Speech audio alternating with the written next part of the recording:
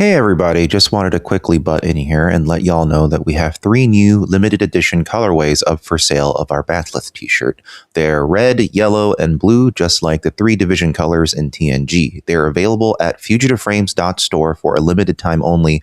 All profits from these sales will go to the Immigrant Law Center of Minnesota. Alternatively, you can go to standwithminnesota.com and see how you can directly support the cause of your choice there. Thank you very much for listening. We are in there. Are we? Yeah. We are live. We are in there. Yeah. LOL, dude. It means LOL. LOL means lol. But not lol. But not lol. There's lol. She has nothing to do with this show. There's lol. I love hearing Dan's voice in this. Dan. Right there. Yeah. Right there. It was like perfectly timed too. Yeah. That was actually me. Yes. This is the very rare karaoke version, and I had to supply all the yips and yeahs myself. Mm-hmm. I mean, it really kind of carried the Love that project so over the much. finish line once it happened, and then we I'm glad ended I up- wasn't asked to provide the yips and the yas. Because It might have been kind of terrible. fun if we all did. Like, there's all 4 of us on it. That might have been kind of neat and interesting. It would be terrible. Then it would have been a posse. But Nate Yeah. specifically wanted Dan because he's Cowboy Dan. So that's why. That's a good call. That is a colloquial nickname for myself, Yeah. yes. He's known all around the West as Cowboy Dan Dank, aka DJ Oh my Cowboy gosh. Dan Dank. I just keep taking them on. Yeah, Yeah, aka I'm like Wait, a what was Katamari of the- what's- nicknames. yeah.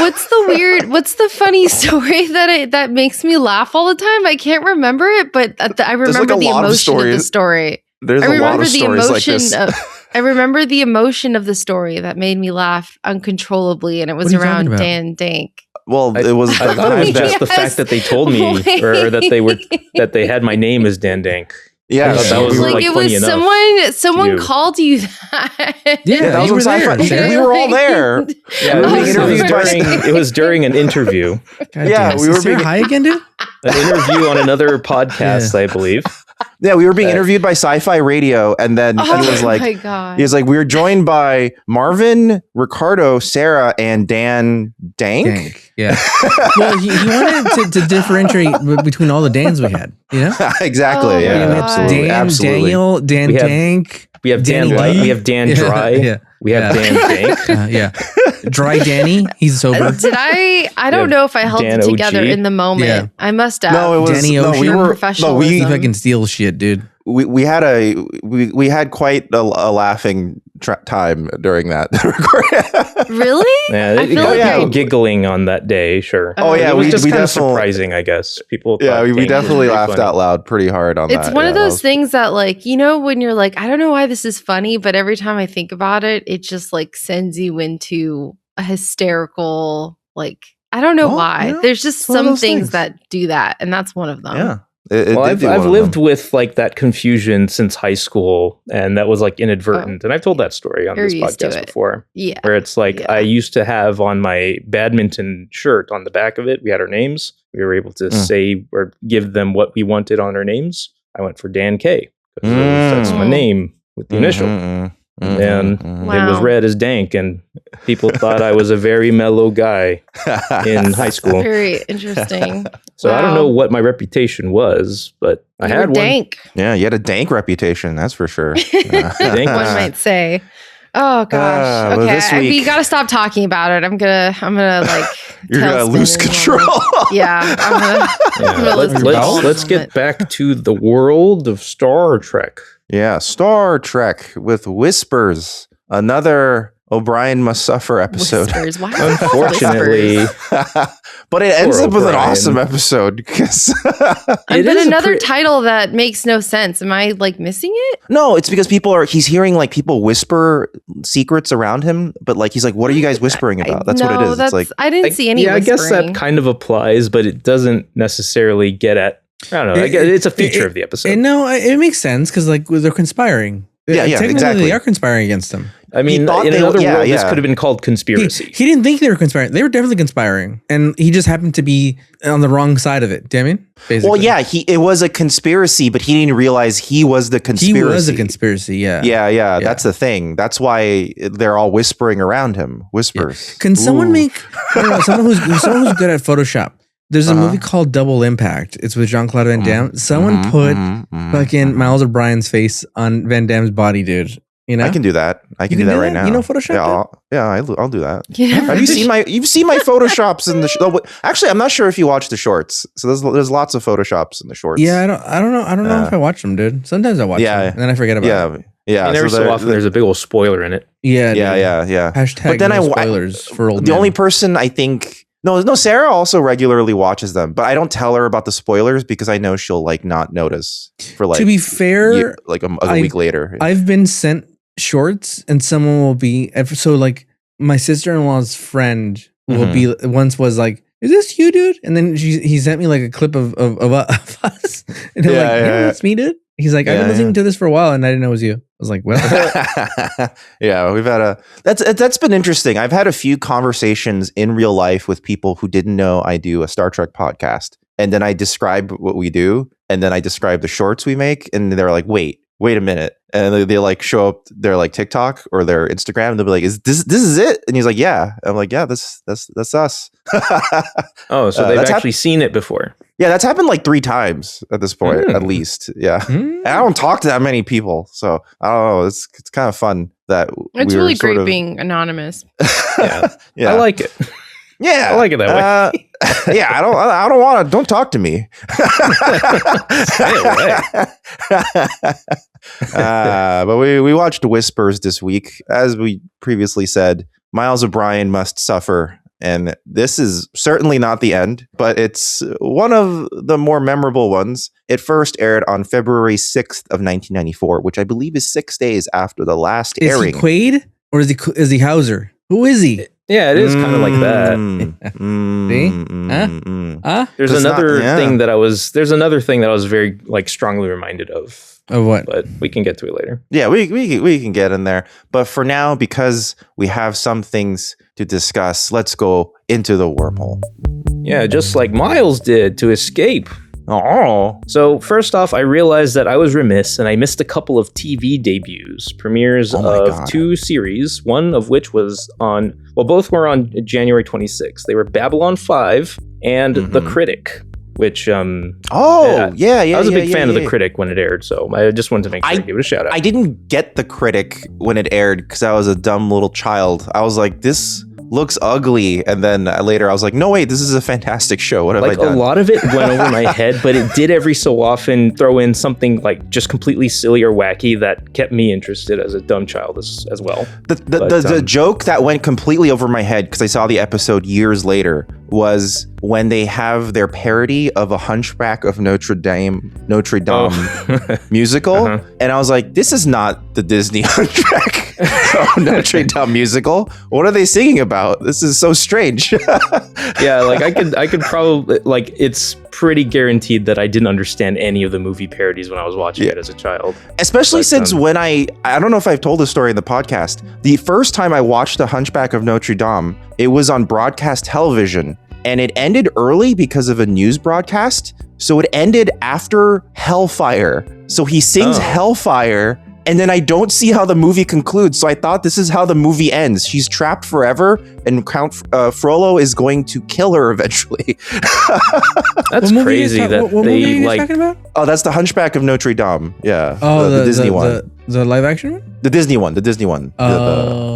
Yeah. I mean, there's a lot of Hunchback of Notre Dame movies, Like, but the one so with the just gargoyles. like the evening news that preempted it? Yeah, it just like cut Or it was off. it like a special report maybe? No, it just for some reason the movie just ended early and it went to the regular nightly news. It's like Wow. they didn't time the movie correctly or something. That's crazy. Well, anyway, My favorite version of Hunchback is Big Man on Campus. Have you guys seen that? Big Man. On I haven't actually. No. Yeah. It's a romp, dude. Okay. okay. You guys should watch it. It's basically like a college comedy, like a college teen comedy. but this guy hangs out at the fucking bell tower of the college. The main character's name is Bob Maluga Lugaloo. It Worst name I ever heard. Tom Skerritt and guess who's in this, dude? I'm just finding this out right now, dude. Guess who's in this? Guess from Deep Space Nine actor is in this. Guess. I don't know. It's goddamn fucking Quacker, dude. He's in this. He's in the movie. Shimmerman? Oh wait, Yeah. Armin Shimmerman is it? Oh shit. Yeah, I don't remember. him And in when did it release? 1989. So this was before DS9 for sure. Yeah. Wow. Okay. Oh, you know what? I'm looking at the What are cast list. chances on that? There's an actor named Melora in it. Oh, wow. Well, that's What a- that's, we're Jan. keeping it relevant. Good. Well, Dan? No, Marvin. Oh, boy. That's 3 Jan. That's episodes in a Jan. row. That's Jan from The Office, dude. Melora. Okay. Oh, you're right. Yes. All right. Okay. Sure. Yeah. You mean the Melora in that movie? Yes. Or the Melora- the actor's name is Melora Hardin. She plays someone named Kathy in the movie. But the actor Melora is Jan? Yeah. Yes. Okay, Yeah. okay. Well, All right. I want to tell you, before we get too far, I do want to, since we're talking about movies, I want to say it's January. This is going to come out next week, so it's still January, right? Yes. Yes, it will be. Yeah. members. Don't forget. I forgot at the beginning of the year. I apologize. Oh wait, no. Actually, it's gonna be February, so it might be a little too damn it, late Marvin, for you. Don't fuck me Yeah. like that, dude. what are you going to say? Well, you guys missed Jan Michael Vincent January, dude. Oh, You guys missed yes, it. well, It's where we watch the movies of Jan Michael Vincent. Well, you should have been on top of that, Ricardo. You didn't notify us ahead of time. it's really your fault for. I blame you. We came back from hiatus, and I refuse to take this responsibility. This is you. I know, dude. I apologize to the family of Jan Michael Vincent. I let you down. I did forget. I said I would never forget, and I forgot. That check is not going to clear now. Yeah, so. can you tell them to stop calling me? Yeah. Anyway, for next year, remind me, January is Jan Michael Vincent January. So Right, only our members and patrons are going to hear this in time for Jan. yeah. Michael Vincent January, Well, good on them, dude. Go they celebrate. have Go like watch a couple movie. of days. Yeah. Just get in on those, whatever those are. Yeah. Vigilante You gotta Force. stop the right now. You only have Mechanic. so much time. Stop Buffalo this 66. podcast and get to watching. Yeah. In fact, pause this. Don't listen to us. Forget about listening to us. We're not important today. Go Not today. watch, just like Yeah. Arnold said, go Immediately watch stop. Jan Michael Vincent movies. Unsubscribe Yeah. from Super Bunny Hop. Yes. Yeah. Stop following us. Don't actually do that if you're subscribed. No, don't do that. He needs it more than ever at this Yeah, point. he really honestly. does. Poor guy. All right. We're still in the wormhole, guys. February 1st, the debut of the Stars Network happened, and it would later grow to rival HBO. Oh wow. And, Is it though? Is it? Mhm. Does it rival it? I mean, try to, it I became think it another should. of I the think premium it was channels. there. That's what at the everybody time. says, dude. That's what everybody says. Like, oh, it's the contender to Boba. It's like, no, it's not a contender, dude. It's not. It's not. No, I would say I worded that so, wrong. no. I didn't Yeah. mean to frame it as like its sole rival, and it's like, Yeah. it's fine. It's fine. Because what is the biggest HBO show? The biggest HBO show is The Sopranos, Game of Thrones, right? Sopranos, No? probably. Well, Game of Thrones got way bigger though. Like it's huge. No, Right? I The feel like Dixie Show, Sopranos better. Well, by comparison, the biggest You're right. Showtime show is. I will admit, yes. I agree. I mean, I'm not saying I like Game of Thrones. I'm just saying I like Game of culturally. Thrones, the first two seasons. But the biggest Showtime show I think is Dexter, right? I mean, can you really even Maybe. compare? I mean, Wait, I don't didn't he know. say stars though? I thought he said stars. Yeah, I said. Oh, he said Stars. This is the Stars Oh, Yeah, Network. dude. Then what is the biggest Stars show? Oh, I don't know. No, but I no, like it's- Party You Down. have to look it up, dude. That's how popular it is. Let's say All it's right. Party Down. Yeah, if let's you say it's can't Party name Down. it off the top of your head, it's Yeah, not a dude. contender. Yeah, it's That's not true. Yeah. Moving on in the realm of TV, on February 5th, we got the debut of Where on Earth is Carmen Sandiego on Fox Kids. Shit. Kudos to that show for bringing Mozart to the kids, Mm. because that was the intro. It was just they just put lyrics over a song. yeah, it was Sing dem großen Bassalieder, which is sing songs to the great boss. Mozart was very angry about it. yeah, rolling in his grave and pooping and farting like he always liked. Yeah. Uh-huh. And on February 6th, the next day, the Aladdin animated series debuted on the Disney Channel. Oh, okay. Cool. So yeah, that's got started too. In the realm of video games, we had on February 2nd the release of Sonic the Hedgehog 3, which introduced Knuckles the Echidna into the world. It was also the game that also had some Michael Jackson work in it, but it wasn't verified until much later. Also, clarification. Yes, it was a secret for decades. However, it really wasn't him. So he was like part of the conversation. What and are then you guys talking eventually, about? What are you talking about? so Sonic the Hedgehog 3 has always been rumored to have music composed by Michael Jackson. And I thought that was like verified at some point. Is that not true? So verified in quotes, but in truth, what happened? Wikipedia. What happened is Michael Jackson eventually pushed most of the work onto his producer, and his producer functionally did the whole thing. Michael Jackson didn't really do any of it. So Michael Jackson gets the secret credit, but it was really his producer who kind of just ended up doing all of it. Okay, I would like to know how much of Michael Independence. Jackson's other work that producer was responsible for before I make my final judgment. That's interesting. That's an interesting call. Yeah. I don't know. I haven't looked that Dan far got into heated, dude. Yeah, he's like, you don't question fucking Sonic 3, you bitch. I'm just saying, it's like, well, Yeah. if it is going to be... Don't besmirch is the name that of good. Sonic or Michael Jackson, dude. Not in this dojo. I didn't even play Sonic. I don't give a shit about Sonic. Guys, did. Marvin likes Sonic way more than I do. I do, actually. I want to say something before we end. He wanted the this section. shoes. I didn't. I did, yeah. Guys, Vigilante Force is free to watch on Tubi. It's a great Jan Michael Vincent movie. It's okay. directed and written by George Armitage, who did Miami Blues, if you're a fan. Great movie. It's Okay. Chris Christopherson, Bernadette But you can Peters. only put it on if you remember watching this on in January still. Yeah. If it's no longer January and you're hearing this, Like it's too get late. away. No, Get no, away. no, His no. recommendation Never is too late, dude. expired. Jan Michael Vincent, January and February. Go. No, you can't see do End that. of Days. Okay, fine. Let's go see End of Days. Yeah, once it hits February, then we'll see End of Days. That's a different thing. No, End of Days is Easter, dude. Is an Easter movie, dude. That's pretty good. That's pretty good, actually. Let's do that. Yeah. That should replace the 10 Commandments as like the Yeah. traditional Easter movie. What do you guys watch At the end of Mass, the priest yells out, "Go see the End of Days. Okay, last couple of bits. On February 3rd, we saw the Discovery Shuttle launched up into space for its 18th flight. And finally, in the realm of movies, we got... we've talked about it a few times already, and we don't need to get into it again, but Ace Ventura Pet Detective that was finally when it released, like, to the public. So, all right. yeah. So that's it. Oh my Back out of God. the wormhole to watch Miles However- go into the wormhole eventually. But as we emerged from the wormhole, we realized that we've hit an Ekster wall because Ekster wants us to talk about their sponsorship, because Nice. they make cool wallets. You know what? and, Good on them because they have not canceled us, dude. Hey, thanks, Ekster. Yeah, dude. We love you. Go buy a wallet off of them. They have Yeah, they tolerated deserve quite a it. bit. After all the abuse we put them through, you should buy a wallet from them. We have It's the least you could do.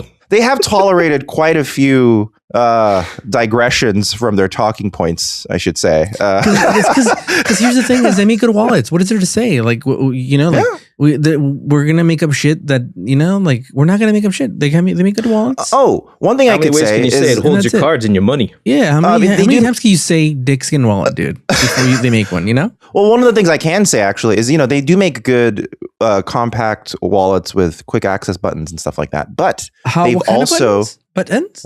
buttons. Buttons. But Here we go again, guys. remember their grid backpack? You brought it up. Their grid backpack just recently You won. and Dan both say it strangely. The grid backpack recently won a Red Which Dot one was the Award. grid one? The one that I didn't like? It's the one that I like. Yeah, sir. Yeah, to be fair, that's the thing is that why people gotta be like, oh, you didn't like it. Yeah, I didn't that's like the the truth. backpack. Yeah. Well, guess Yeah. what? Yeah. Marvin It wasn't did, for 'cause you. It It wasn't wasn't my for you. style. I mean, Well, and you know what? It's got use Apparently, cases. yeah. apparently the Red Dot Awards liked it enough to give it an award. What's the so, Red That's Dot racist, Awards? dude. You can't say that, dude. That so the Red sounds Dot really Awards, weird. it's a design award based out of Germany. It's considered one of the few like legitimate design awards given throughout the world. Wow, so- and they got that? The yeah, grid they won an backpack? award. Yeah, they won an award for their grid backpack. So that's neat. That's a neat thing that happened. So you Cool. could go to their website, ekster.com. That's EKSTER.com.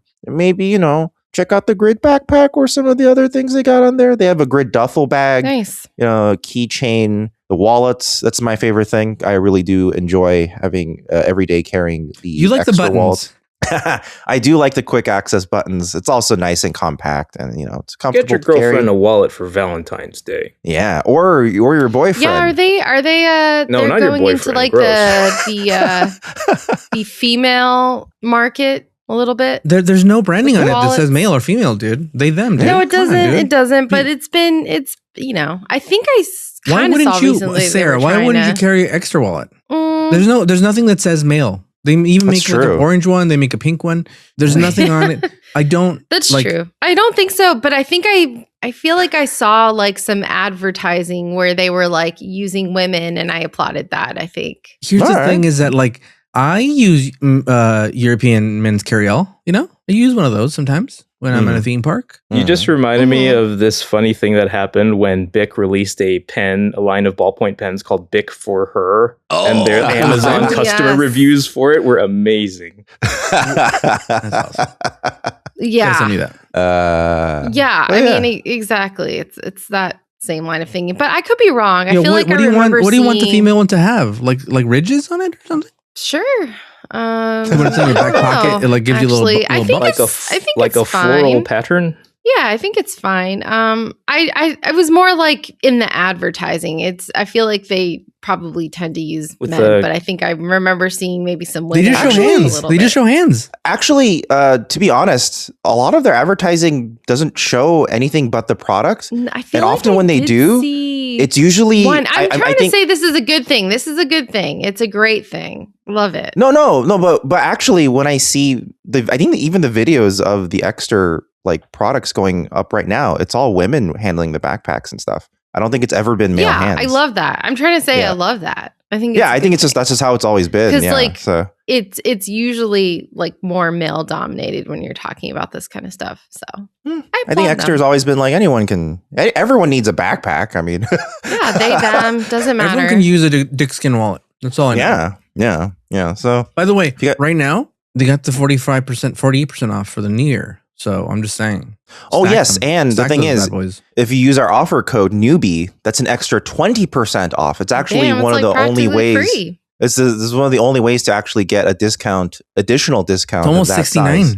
69% off. Yeah, it's getting very close. Just one So if you head on over to ekster.com, that's ekster.com, and look around, poke around, see what you like, and then see what you like. Then use our offer code Newbie NEWBIE for an additional 20% off any order site wide. And just check that out. All right. Let's hop back over and see how Miles is doing. Ricardo, Nana visitor here. Could you please tell us what happened in this episode? I'm looking at their website and they have a lady putting yeah. one of those wallets in her purse, dude. Yeah, I love Well, that. there And they you have go. a dude See, on they're a, ahead of on the a- game. That's why I said, get your girlfriend a wallet. Yeah. Yeah, exactly. That's what Yeah. prompted me to think about that. Yeah. But Anyway. Yeah. Like the first picture you see of people with the backpacks is a man and a woman, each wearing a backpack and each holding a surfboard. So that's the lifestyle they want to push.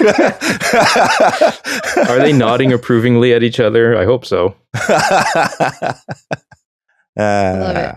All right. So the show starts off and I like Mhm. it. They Tarantino it. They start halfway through the show, right? Kind of. It's less Tarantino and Mhm. more of like noir explanation, like noir voiceover. yeah, framing they are device. doing Only the that whole you actually watch him start the noir voiceover. thing. Yeah. Yeah. Yeah, but I'd say it's less in media res out of order than it is. Well, I mean, they literally start the scene and it's a scene from like halfway, like near the end. yeah, but I think it's more that they're using it as a Yeah, it's like at framing the end. device. Like when Tarantino does it it, can be it's both. Yeah, dude. but it's not a framing device in Pulp Are you Fiction trying at to all. cancel Tarantino because he doesn't like Matthew Lillard? Well, yeah. No, I mean, Tarantino's been canceled. That's grounds for a enough. while. he yeah. was canceled a long time ago when he's He did it fucking- himself. Yeah, But for when he started doing that example, wild comb over. people say that for Pulp Fiction, but like Pulp Fiction, that's not a narrative framing device. It's just out of order for like structural reasons. It's not a framing device that the story is told out of order. This is a framing device. Like it's designed for him to like explain a certain way retroactively. So I'd say I'd like to frame good this for- device, dude. Yeah, I can see what you're saying. I can agree with that. What? I can see That what you're saying. Tarantino's canceled? Yeah, well, that too. That too. Actually. So Don't fuck with Paul Dano. Leave him alone. Yeah. So it starts off, and again, last episode was the last episode where Bashir and him were POWs. Last DS9 episode, but the Yeah, actual Star Trek episode before this was when Beverly was fucking a candle. So, Wow, we've made quite the jump. yeah. Candle fucking. It's a little bit of Do you a remember tonal when shift. Do you remember when in our last and when we worked together, Marvin? I Yes. forgot to mention it in the last episode. Oh. When I really wanted that Gwyneth Paltrow candle that says this. Oh, smells yeah, like my the goop- vagina. The And it goop was too candle. much. Yes. I was like, I can't explain this to my wife, dude. Like, I need to buy this vagina candle for fucking $70. Oh yeah. So I'm Also, like- how can you justify that to your wife as well? That costs. Okay, Well, before we go the any candle's further, fine. could The you candle's please fine. explain the reason why you wanted it? Okay. I wanted it because I wanted to smell it. I wanted to smell the Gwyneth Paltrow vagina candle. The candle's called "This Is What My Vagina Smells Like," Mhm. and it's $70. Well, at the Mhm. time, Okay. probably more now with inflation. Mhm. And I'm like, I need it. You know, like the bit from I Think You Should Leave. I gotta have this fucking candle. Is it And, just I was it just have a it. curiosity of like you just needed to know what it actually was? yes, dude. Like Yes. what course. the Of marketing was going to like Well, actually I- result in when you finally Well, got I it. wanted Yeah. to know what it smelled like, dude. That's what I wanted, dude. Mm. So I'm like, Mm. would anybody? I put my heart out, dude. I put my heart out and said, You would poured your heart anybody- out into this request.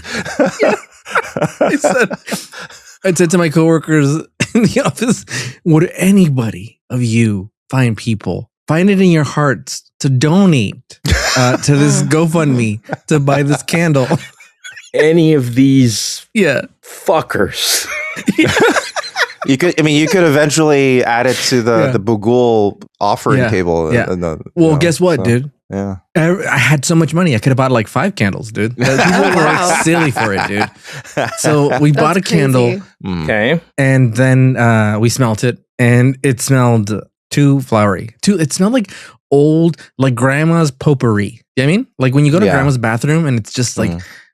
like how horrible are her shits that she's got to stink up the place with potpourri, dude. You know what I mean? Yeah, yeah. You know what? I feel like it could have been worse. It could have been worse. It Also, could have been worse. I yeah. mean, could've considering been. what she allegedly constantly puts up there, that could actually be what it smells like. That's true. Yeah. That's true. Yeah. So anyway, we were very disappointed, and we emailed them, and they sent us our money back. Oh wow. I Okay. missed that part. Hey, Okay. good on them Yeah, for yeah, that yeah. customer service. Our Yeah. coworker Not everyone who would. actually, I had a coworker who actually put in the order for us. Did they formally apologize and say we're so sorry you were not satisfied with your Yep. vagina candle experience? Yep. Yep. Yeah. We have a coworker that's still, well, it was on his work email, so I'm sure he has that saved somewhere. Oh my god! anyway. On the work email. Yeah, Yeah. it's fine. No one's going to jail. That's It's amazing. a business Back to expense. this It's a business episode. expense. That was yeah. the teaser of last week's episode. If you missed it, Yeah, yeah. Yeah. but this episode, it starts off. Miles O'Brien is on the run, and you don't know why he's on the run. He's like, "Oh, if I stop, they'll get me. These bastards." Mm. Does he remind? Even though I just watched this episode, does he say like, "Oh, they might kill me"? No, they don't say that. No, Eventually, he does say, "I don't know if I'm going to be alive when these Yeah, logs he are does found." kind of say Yeah. that. Well, he he's doesn't afraid say for like, his I think they're going to life. kill me. He says more along the lines of, I don't know what's going on. I might not even Yeah. be alive by the time this is over. So that's what like, he's. Okay. like maybe he's so So- old that when they find these logs, that he's not alive. There's so many Yeah. ways to decipher that, dude. Yeah, And then- it's more that he has no idea what's going on. And Yeah. Yeah. And then you see him, and then it's kind of like, you know what it's really like? They should have done this. It would have been cool. It is live, die, repeat. That would have been cool if there's an episode like that. I'd like that. but it's not long enough to that's make not it what to do this episode justice. is, though. Yeah. So here's the 2 fears I have. You just mentioned it because you liked watching that movie. That's all. I love that movie. I mean, I watched All You Need Is Kill over the weekend, which is the same story. I need to readapted. know, is it worth it? Should I go to the movies? It's visually cool and worth watching for that. I'd say Okay. that narratively, the Live, Die, Repeat / Edge of Tomorrow is probably stronger. Okay. So I was supposed to see that, and then a friend bought my. I have the A list, the AMC A list, and he bought me a ticket for the Bone Fucker. What's it called? The Bone Dancer. The 28 Years Later movie. Yeah, and the I'm Bone like, Temple. Even the on our temple. way there, I was like, I don't want to see this movie, you stupid idiot. I want to see Live Die Repeat. And this is a coworker I've made cry, so it's fine. So It's I was fine. like, There's listen, abuse precedent. yeah. I was like, I don't want to go see this piece of shit, dude. The last one was just okay. And then I went to go see it, and I loved it. I would own that movie. This is a good sequel. Anyway, people I heard said that it's Bone great, Temple was yeah. surprisingly good. Yeah. So this movie, he wakes up and he's like, oh, he tells Juno, what's his wife? Keiko. He tells his wife Keiko, Juno. hey, like, how long you guys been up? Because they're like done eating breakfast and everything. And he's like, Yeah, I've been they're up like since dressed. 5:30 doing some work. And he's like, work as a teacher at 5:30? What are you getting papers? You Although work? that's like extremely normal for a teacher. Yeah, Probably that's more. actually what Actually, teachers actually 5:30 do. sounds just about right. Yeah. Yeah, They actually. get up Depends really what kind of early and teacher. do a lot of No, stuff. depends what kind of teacher. Like A school teacher. My ex brother-in-law. That's cool. Okay. was a fourth grade Elementary teacher. or middle for sure. Yeah, and he got things done. He was really good about getting things done at work. He never took homework. That was his. Well, I mean, philosophy. doesn't school start at 7:30? So you have to Yeah. like Some get schools there by start 7. Like So super 5:30 early. is Yeah, about it's like right. just getting that early start is what I was. Yeah. referring to. Yeah, you have to like wake up super Yeah. early. Yeah, That's some when- of the that's why I'm schools. not a teacher, I dude. mean, I work for they open at like 7. Like Yeah, Yeah, that- they're that's- always so there 5:30 before all the kids are. Yeah, but Yeah, they have to be. but Keiko's not a real school teacher, so that's why he's like, wait. she's- So everything we're Yeah, saying she's is a not space relevant at teacher. all. She's a space school teacher. Space teacher. Yeah, time isn't even relevant there. You know. Yeah, 'cause she can it's actually space do time. whatever the fuck she Yeah. wants. Yeah. Also, like, she volunteers doing this. She could not show up to work, and it's fine. Yeah, they'll be like, well, she didn't feel like teaching today, so That's fine. What can we do? I mean, we Yeah. can't Well, the fire kids are like, her. well, it's been 15 minutes. That means we're allowed to leave. Oh my god. That was my rule at school. Like, we should just roam the fucking hallways if the teacher's not here. yeah. My rule is, by the way, the other day I woke up for work. By the way, I had to be at work at 9. Mm. I woke up at 9:15, Oh, and I was just like, I Uh-oh. don't have an excuse. I just woke up right now. I'll be there when I be there. And that's so, fine. I think that's fair. yeah. Hey, everyone has those days. I'm not. I mean, those are my days every day.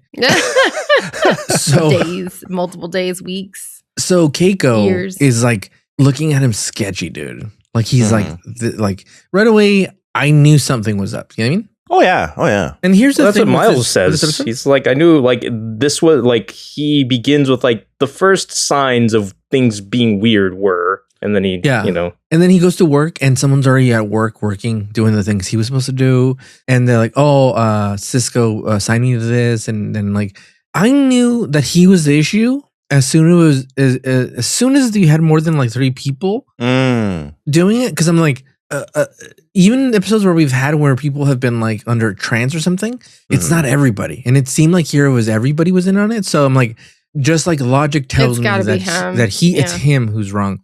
Here's interesting thought process. here's my fear. I've had this fear since like second season of this episode of the Mhm. of this podcast. Mm. So since the second season of TNG, Okay. which is and it kind of solidified it when we saw the episode with Moriarty. And Oh, is it Moriarty? Moriarty. Moriarty. Yeah. Not Rick and And- Morty-arty. Rick and Moriarty. Moriarty. More TRT. More ERT. Moriarty, that's what I said. There's no T at the Moriarty. beginning. Huh? Moriarty. Moriarty. Yeah, this is a button situation, dude. Button. No, it's Yeah. not. So I had An this feeling atom. that Better. if I was living in this universe, Mm. I would constantly be second guessing if I wasn't in the goddamn fucking in the You know what I really appreciated sexualizer. though? What's it called? The replicator? What? No, the The holodeck. thing that makes up things. What's it called? Holodeck, yes. Holodeck. Thank you. Hollow Sweet on the station Yes, though. I would Yeah, yeah. everything. I'd be like fucking like Cobb on fucking Inception, dude. I'd have my fucking totem, dude, and I'd be fucking Spinning it constantly. spinning it constantly, dude. I mean, that's what you need to do. I get out of the fucking sonic showers, or what's it called? Boom! I'm flipping the thing, dude. Every single fucking moment of the day, dude. Before every Okay, meal, let's you're like, say I need to make this. sure this meal's real. Yeah, I gotta dude. say that there is a moment in this episode that I really appreciated. It's when Miles just sits down with like a console and starts asking it and running down a list, like a checklist of like, all right, what about this? Is it this? Oh yeah. Is it that? See that? And he See, just that's goes- yeah. Like it makes so much sense to go down these like Yes. possibilities. Thank Yes. goodness that someone And tried once, even though it I wasn't l- the real thing. Yeah, I like that he was, because as far as he knows and as far as we know, it was a really good clone, right? Like it was a good clone that like he. Well, had it his was so memories, good right? that Julian could not find any differences, which then ultimately Yes. brings up the question: did they kill the correct Miles? Yeah. Because Well, yeah, I don't know. That's a good How question. How Well, did they know that this We'll is the know right if one? it was the correct Miles if he doesn't disrupt the peace talks. but what if it's a long con? Yeah. Well, yeah. Oh. It's kind of too late for that. Picard season 5. Yeah, we don't know this dude. Yeah, we really don't know. Like, how do we know which one was the? Yeah, because if it's physically impossible to tell from a medical thing, then how can you tell? What could possibly tell? Look, I have a Well, way of because testing one's it, dude. dead. I have a way of You testing kind it. of have no choice now. You know what's But funny? it's a little dirty, dude. It involves Keiko. You know what's funny? Keiko could maybe. be the one. Yeah. Yeah. You know what's funny? The showrunner for Futurama, David X. Cohen, he actually said this is his favorite Star Trek episode because he says it's a very Yeah, I saw that quote or that mention too, and I tried to like source back to like where it came from, but I couldn't find the original source. Unfortunately, I really would have Oh, liked to really? see the full quote. Yeah, if I could find it. I'm viewing it back on Memory Alpha, so it is Memory Alpha is a wiki, so it is possible that this isn't accurate, but it makes What does it sense. say? What does it say? Well, it just says that David X. Cohen said this is his favorite Star Trek Yeah, I episode. want to like the head Futurama. What do you mean, David X. Cohen? Is there like a David Fast and Furious? What? Oh, Why is his name What? X? David X. Oh. Cohen is an executive producer of Futurama. Oh yeah, but his name's X, Yes. like Malcolm. so X? there's actually there's actually a story behind that. So his real full name is David S. Cohen, but this is the Yes. Directors Guild of America. They have really strict, stupid rules about making sure there are no name duplicates in the Directors Guild, despite the fact that people can have duplicate names in the real world. So as a joke, he put down David Yeah, X. Dan Cohen. knows. Yeah, he ended up putting down David X. Cohen as a joke because he's like, I just want to get this application done with and moved on. Then he learned you can never change your name once it's in the Directors Guild of America. So Yeah, his joke is stuck there forever. So that's why. I mean, it was really conducive to a futuristic space show. Yeah. Michael Keaton's real name is Michael Douglas, but he couldn't use Michael Douglas because Michael Douglas was already alive. Is that literally how that really worked? A dumb role. Yeah, whoever claims it first owns it. Wait, you said that's Michael Keaton? Yeah. Michael Keaton, yeah. His real name is Michael Douglas. So that's Oh, it stupid. was already a That's Michael what a Douglas. stupid rule. Yeah. So he But changed- Dan, also you'd be a goner. Dan, you'd have to be like Dan XX34. Dan? There's no one named Dan Dank. He's an original 34, dude. 55, Kim. I think technically I did have like an IMDb credit for some period of time, but it was like subsumed into a guy like the fifth or sixth one of me that was on IMDb. I mean, And that's where you had to find Oh, it. no. something like IMDb that, doesn't so. matter. Yeah, It's when you IMDb doesn't register matter. for the Actors Guild. Right. Yeah. The guild. So there could be a specific million guilds. James Deans on fucking. Yeah, that's as close as I got to the name confusion of the industry. It would just be hard. It would just be hard for. I think you have one of the more common names, Dan.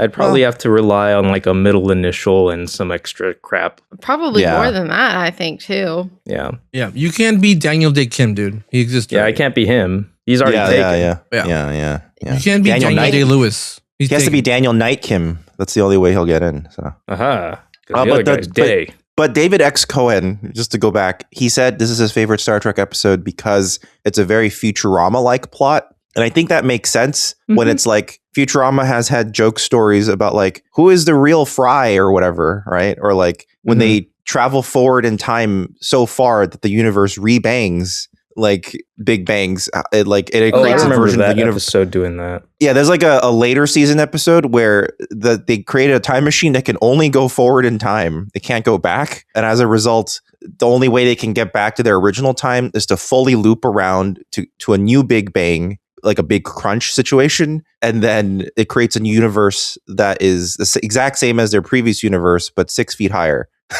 Okay, yeah, that vaguely rings a bell. Okay, got it. Yeah. At this point, I can bring up the episode, like the piece of media that this episode reminded me so strongly of. It was an episode of the Batman animated series called His Silicon Soul, where Which one was that? it's where a robot copy of Batman awakens in a warehouse, and he believes he's the real Batman, even though he's a robot. Oh, right. This one. Yes. And he's so convinced that he's Batman that he's like, Alfred, you gotta help me. I'm stuck in a robot. Yeah. And Alfred's like, no, stay away. He's like, what? I'm the real Batman, though. And, so Oh. it's sad. It is He sad, kills himself when he thinks he's killed Bruce Wayne. Right. Really? He's so dedicated to being a Batman who's, who has his own rule of never take a life. He's like, oh no, what have I done? It's a good show. I do wonder how they were able to tell which is the real one. In the Batman show, the robot clearly had a bunch of wires and stuff like sparking out of his stomach. Right. So. But in this one, like how... In this one, you want me to tell you the truth? Yeah. The lay it on replicant me. was uncircumcised. That's a dead Back to the foreskin. Yeah. It always goes back to the foreskin, dude. Because what if it was a long con? It's the little details. It's in the Bible, dude.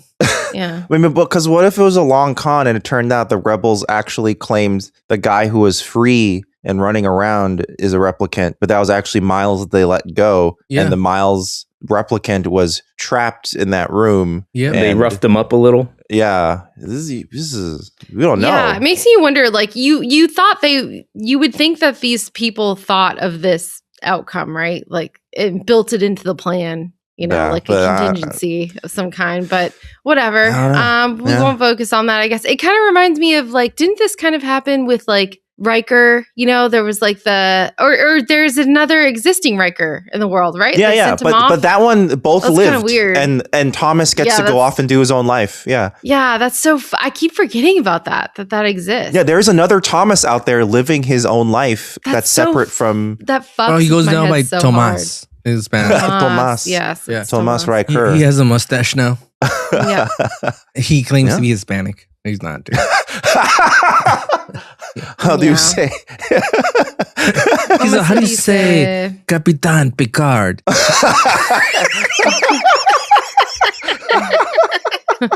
Q taught him that. Yeah, exactly. Yeah, exactly. So this episode's cool, dude. Like basically, everyone's like trying to like figure it out. So like, you know what would have been cool? Here's the thing: is that, like, here's my beef with it is that it takes too long. The episode's like stretched out too long. It does. Okay, Well, I was yeah. gonna say that My solution. Can I give my Mhm. solution? Okay, Here's sure. let me pitch it, dude. Okay. Half of the episode is him up to the chase, and the other half is the cruise version of it, of what they saw. that's super boring. That's like the problem the You're boring, Hateful dude. Eight. That's the problem the Hateful Eight had, where it was like the entire Hateful Eight. They all speculate That what was happened that was before the best part of Hateful Eight. What are you talking That was about, the dude? worst part of Hateful Eight. Everyone agrees no that one was the could worst trust Your part. opinion, dude. No one can trust your opinion.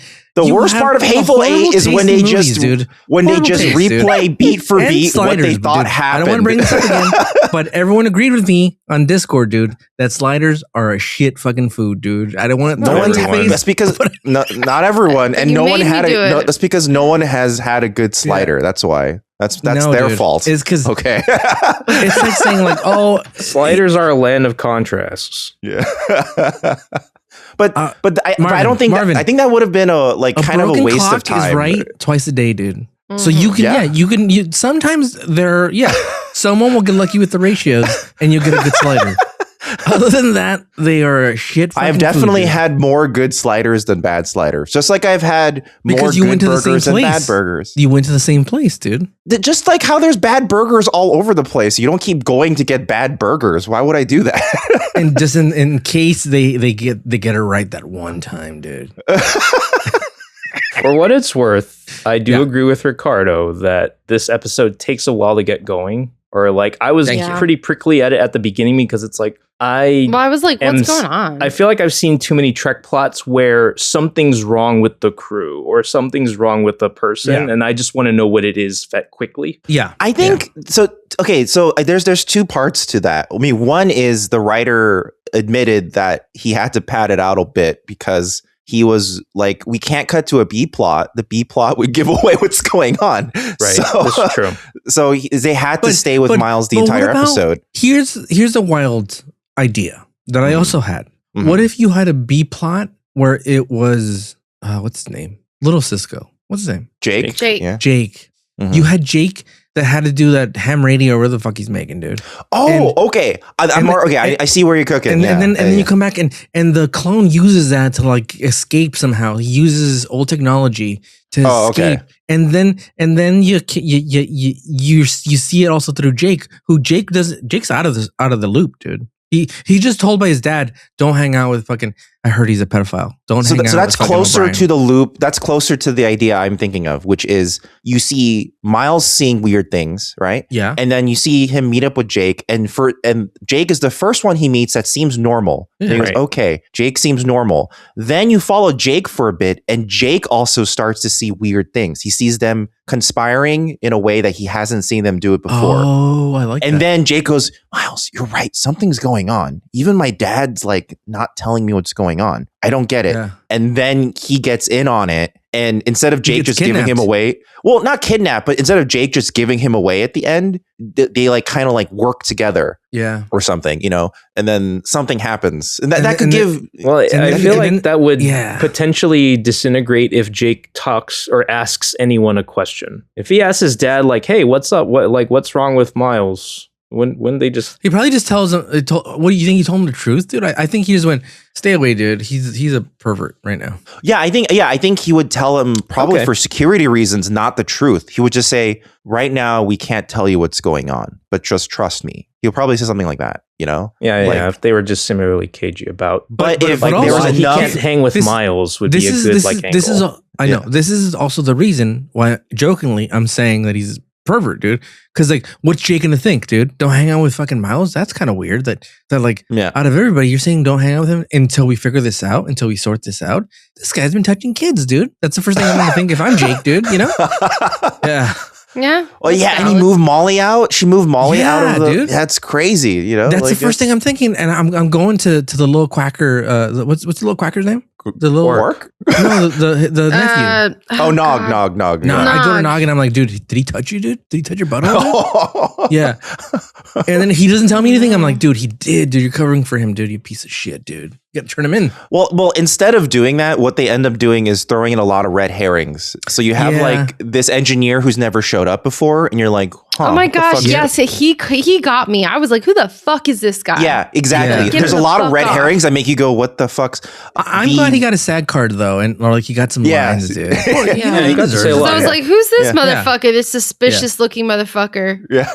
Also, like they keep repeating the coffee. Like the Jamaican blend, double strong, double sweet. And that makes you think there's something up with the coffee. Is the coffee doing something? The food. Remember and the food. The dinner scene with Keiko. You think, okay, is something up with the food? She poisoned her, right? She poisoned it? No, I think that's a red herring. I think she's just it's weird that she's like, they did that whole scene where they're like looking very intently, like you're not gonna eat. And like looking at it, and you're just like, "What?" But I feel like it's fun to rewatch the episode. This is an episode that does like invite a rewatch at least once. See that? Okay, so that's what I was gonna say because I had seen this before. So when I was watching it, I was being like, "Oh, look at this red herring," but it makes completely sense why they are acting this way. Yeah, in retrospect, the performances are spot on. It's great. Yeah, exactly. Yeah, I'm like, okay, she just wants to like see his reaction to his favorite food. That's what's really going on. Yeah, exactly. It's good actually. Like on second watch, it's better for me. Yeah, what it comes across is that Keiko is just bad at hiding a secret, and she's just like not able to like figure out what's going. And she's also but what about the sexy time? She's like, I don't want to have sex. Exactly, with this that's creepy to her, and she's like, I don't want to. She would have figured it out right away, though. She would have been like, oh, this guy does not fuck like the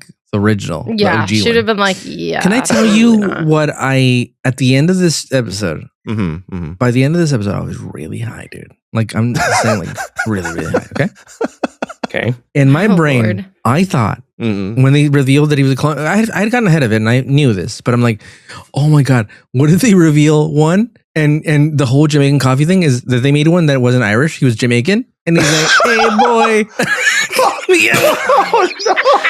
What's funny is that some people who like try to do either an Irish or Jamaican accent will like shift into one or the other between It's those. true. Yes. It's very Yeah. similar But sounding, actually. What if you saw a third clone the second clone that was Jamaican and they couldn't get the right voice. They couldn't get it right. Yeah. They actually made a bunch of clones of different ethnicities. There's like an Asian one. And that's why he kept, This is what Miles would look like if he was black and Chinese.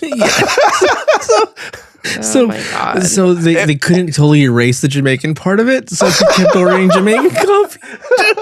And his wife is like, wait a minute. Miles never drinks Jamaican coffee. Yeah. What are you talking about, Mom? Man. That's pretty I honestly good. thought we were gonna see that second clone that was Jamaican, dude. It looks That would've- exactly like that him. would He have just- taken he this just talking episode to like Jamaican. a 15. That would have been Yeah. off the scale. Awesome. It's I like it's how, like, Like, his why little- not? I wish they would just go there. Like, it's the last Yeah. fucking season. Just go He nuts. comes No, it's out- not. We're in it's season not. This is 2. second season. This is Oh, in right. TNG. Oh, sorry. That's TNG. My bad. Sarah, you're high, dude. I'm way out of it. Yeah. It's all DS9 blurring. doesn't get It's to all claim blurring. It's senioritis because yet. it's because it's fucking Miles. And like, Yeah, I'm yeah. fucking confused because I think of TNG. So, okay, speaking of TNG, the original premise of this episode was actually slightly different. It was that Miles woke up and nobody on DS9 knew who he was, knew his name, and Keiko and Molly were missing. And then he would start investigating and then realize that Miles O'Brien does exist, but Miles O'Brien is actually still working on the Enterprise. And he'd be like, yeah, so that was supposed to be like would've been dope, dude.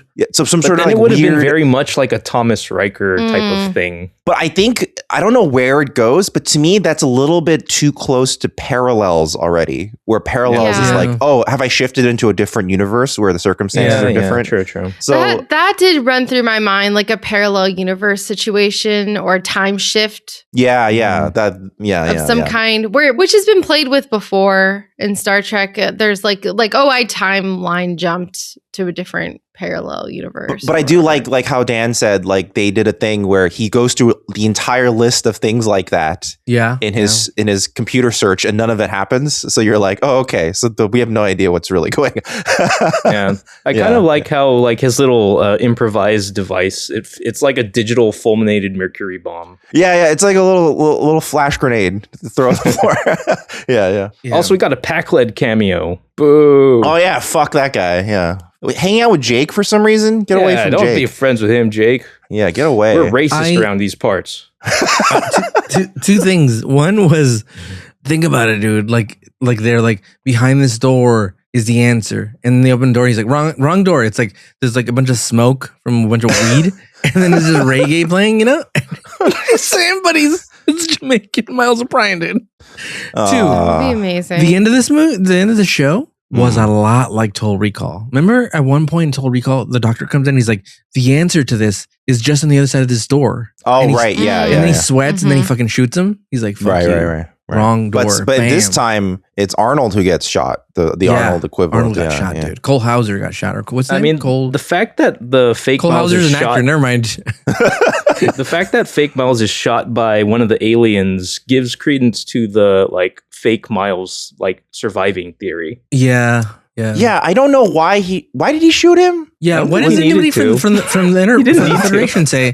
I know. Why didn't everybody like jump in? And go, It's hey, not like dude, Miles shoot him, was we need about answers." to like. He wasn't about to blast Cisco and Kira. Yeah, I'm Yeah. not sure why he fired. Actually, yeah. I think they were destroying evidence, dude. Mm. Because he even says with his dying breath, he says, "Tell Keiko I love her." Oh, you know what? That actually reminds me because on rewatch, something sticks out that's kind of odd, which is when he says he just like muses to himself. You're right. She wasn't my Keiko. Oh, when does he say that? As though he kind of knows what's going on. Yeah. When does that's he true. say that? He says that in one of his logs, one of his It's like right after a commercial break, he comes back and he says, "Play back that last line I said." Oh, right, And- that part, right? Yeah. I was It like, does yeah, make you- actually, it that wasn't is- my that is Keiko. an And it's like, odd why would he line. say that like that in that way? It's weird. Because would the clone know that she was acting off or no? Well, No. everyone is acting off Yeah. to him. So no, but I mean, that- would the clone have that self-awareness? no, I think it's more that to him, everyone is acting off. So Yeah. she's not my Keiko. He's not my Cisco. Yeah. He's not my Bashir. Yeah. This is not my dick. I guess it's just another red herring in that way. Yeah, Yeah. I don't know. Yeah. Why is it I think red? Why is it always red, dude? oh, this is the term. It's just the term. Yeah. I think it's because a red variety of herring didn't technically exist. Yeah. Interesting. That might be why. I forget. We should look into this I'm sure herring it has thing. to do with I'd like that. to try some. Mm-hmm. Okay, so he has scenes with everybody, right? He has the scenes with the Dr. Bashir. Never where mind. He That's like bullshit. he touches the crotch and he goes, cough, dude. And he's like, ugh. So he touches Yeah. his balls. Yeah. Is And he then- touching his taint in that scene? Oh Is that yeah, what's dude. going- He's Oh, hello, totally Mark. How's your sex Yeah. life? Yeah, yeah. He's like, how's the sex thing, dude? Is all good, dude? What's the deal with the breast? Yeah. And he's like, shut the fuck up. Don't ask me about that, dude. And then he goes to the computer and he starts studying like all the logs, and he realizes that when he came back, all the logs have been like not privatized. What is it called? Like classified? Secured, Privatized. classified. Yeah. Yeah. And so Privatized. Privatized. it says- yeah. They were sold to the private sector to turn Yeah, into yeah. private. I'm gonna start saying that. No. They privatized this stuff. Yeah. They have to DS9 stop- became privatized. It's no Yeah. longer a public works They facility. have to stop privatizing these goddamn Epstein files, dude. Gotta make it Blogs public. presented by AMR. Yeah. So he finds out that they're privatized, and he goes and then Odo shows up and he's like, Odo, there's some weird shit happening. Oh, dude." how did they get fucking Odo, man? He's a fucking puddle. How did they like get him? Oh no, he's no, never mind. He's No, What are you because he's talking not about? being gotten. Nobody got Yeah, him. no one Right, just I know. I'm confusing myself. Because like to this day, I still think something's up with everyone else, and it's not the case. They're all acting. They're all Yeah. normal. They're all They're all actors. normal. They're not acting. They're not acting. They're normal. Odo was simply brought up to speed. That's it. Yeah. Like, Hmm. like, Okay. yeah, but in the But I course of like how he took it serious. He's like, okay, I'll look into Oh, it. yeah. Dude. I'll let you know. Yeah. And then he Good came back. old He's Odo. like, oh, dude, nothing's wrong, dude. Everything's cool, brother. Just, Let's go smoke don't some run. weed and get some Don't- Jamaican coffees. Like, let's not cancel these talks just yet. Yeah. And then don't Miles run O'Brien away. says, he's like, this is my ticket out of here. And he makes a little dirty bomb, dude. Mm. And then he goes to talk to the Quacker Quark, and then he tries to get the files, and then they figure out it's him, and he's on the run. He throws a little smoke bomb, dude, to get away. Mm. And then he runs into he's gonna escape, and he runs into Jake. And he's like, Jake, come on, baby. I helped you with your homework, dude. Don't rat me out. And he fucking rats him out, dude. Well, he actually is trying to tell Jake, hey, something is wrong. You need to protect yourself. Yeah. Like, Oh, yeah, dude. Yeah, he's actually worried for Jake. He's like saying, Jake, something's wrong. You should like hide somewhere. Yeah. Be safe. And then- Jake does say like, hey, if you want to get help, just stay here, dude. Like, don't run, dude. yes. I've seen The Fugitive, dude. It ends bad, dude. And Jake, no, I'm sorry, Miles. Tommy O'Brien Lee leaves. Jones does not care. Yeah, Mhm. I don't care. He goes. I don't like how these ships fly, dude. I don't like that. There's no rudder. There's no physical controls. That it's just buttons, and I don't like that, dude. I It's a hate it. spaceship. Yeah. It's a spaceship. That's how why it works. I know, but Like you're wanting the little stick thing. yeah, a yoke or like anything, any little fucking. Give It's me a the little future. fucking gooch, dude. In the future, it's just buttons, dude. They can't figure out fucking. So the thing you were saying is a common criticism that people watching Star Trek have had, along with the lack of seatbelts. So there's a later Star Trek movie where they put in seatbelts and then they put in a control stick. It literally pops out of the floor and someone just starts using it. Okay, Oh, I didn't know that. I can accept the no seatbelt part, which is fine.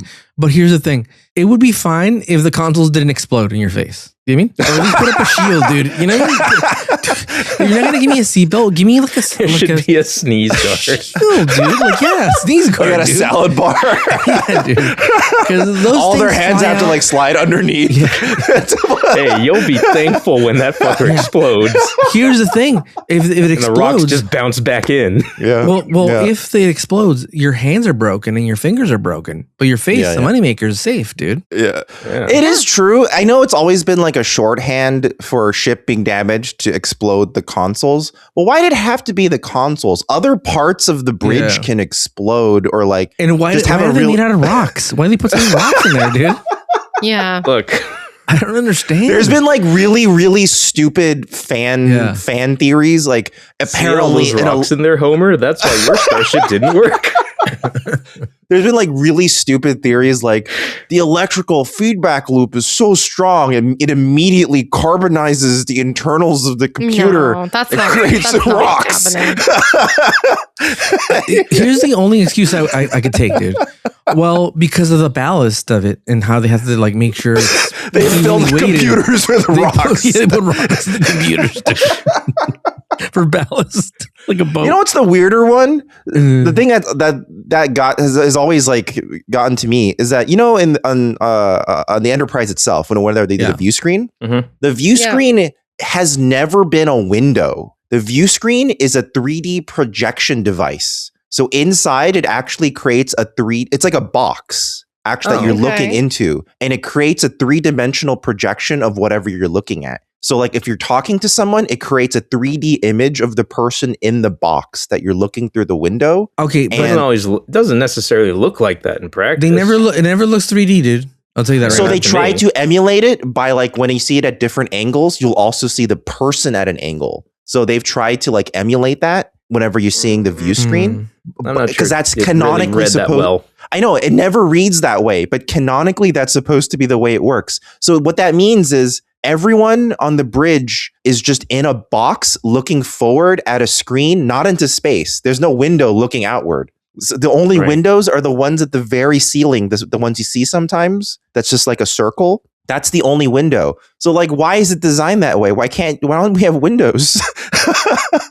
Well, we Well, don't you need see- Windows, but just explain it better. It's yeah, but Even that. so one of the changes I kind of like in the J.J. Abrams Trek is that view screen is a combination window / view screen. So when it's off, yeah. it's a window that you look outside. That makes sense to me because you Yeah. want to visually see sometimes. And when it's on, then it is a view screen. So I'm like, oh, that's a good. Or just Innovation. show it like it's a giant TV and they're just projecting what's on the outside. You know what I mean? Well, that's normally what's going on when you see the stars, like just flying through. But that's weird. Like, why can't it just be a window? I just put a window and like get the rocks out of there, dude. Okay, are 10 forward and the observation deck legit windows though? Yes, those are real windows. So that's Just making weird, sure. right?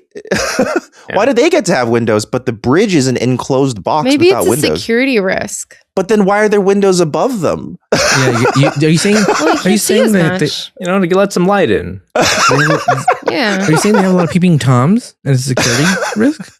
I don't know. It seems like a weird design. It's always felt weird to me once you realize they're really You just don't sitting want in like a a box. lot of windows in like the war room. You know what I mean? Like it's not.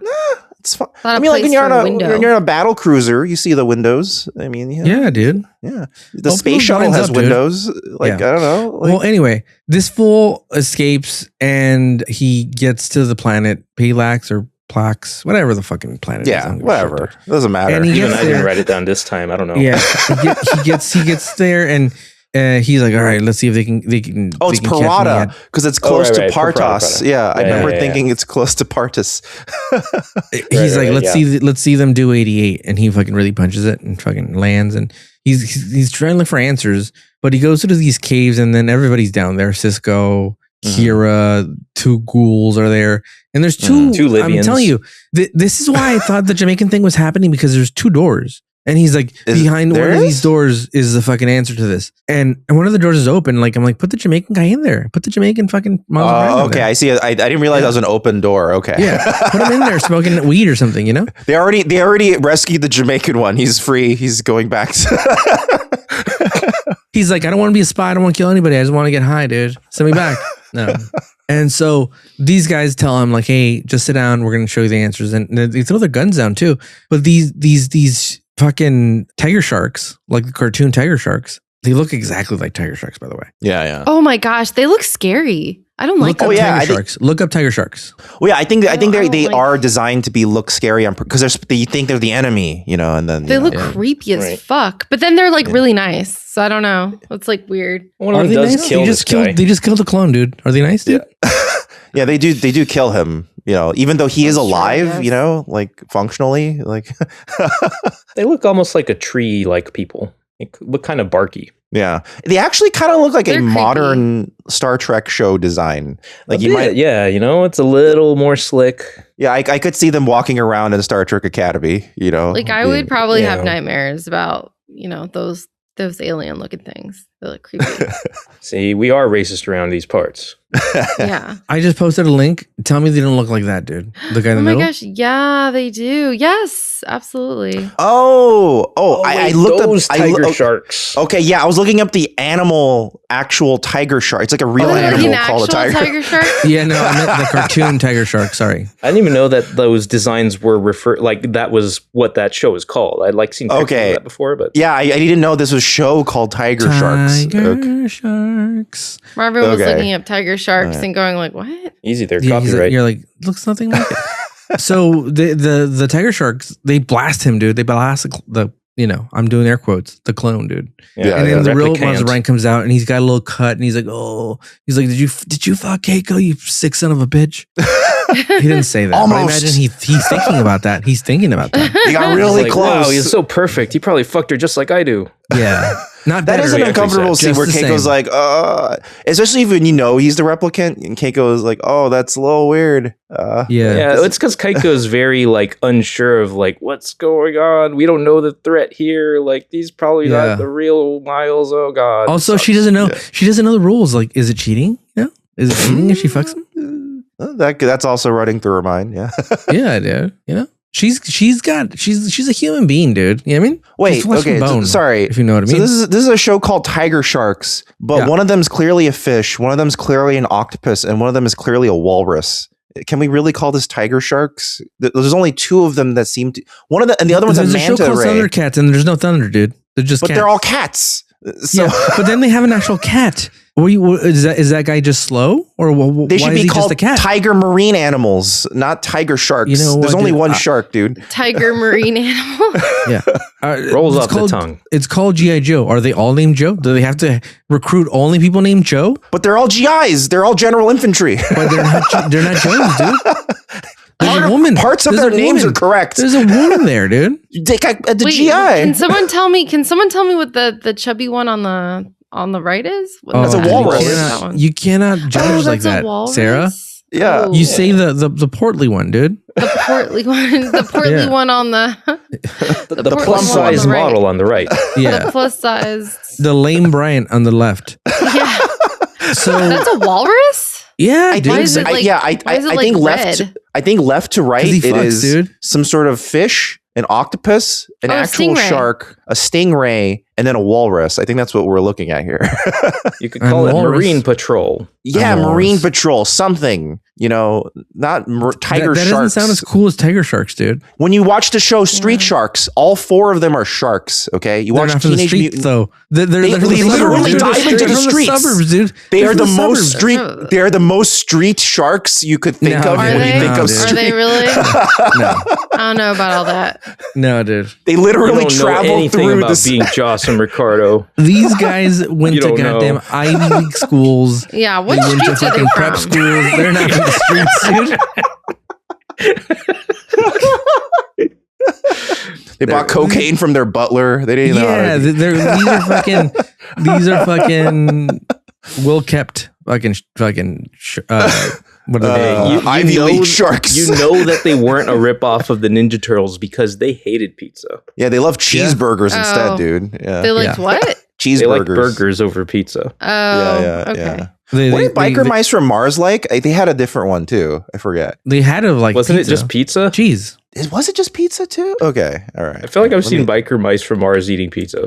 Who doesn't like pizza though? It's true. Yeah. Okay, I have to so be in let's the wrap it mood up. They shoot fake Miles O'Brien. Oh, sorry. Yes. Okay, I just need to clarify. So they liked all Earth food except cheese. That was the joke from Biker Mice from Mars. Okay. Yeah, that makes okay. sense. Okay, continue. Sorry. Okay. Yes. So the fake one gets blasted allegedly, and the real one it like, and then they don't even go back to Keiko. Like he doesn't go back. Like what if they lie to Keiko? Like how does she like? They never explain anything to us, dude. That's what I hate about these stupid goddamn shows, dude.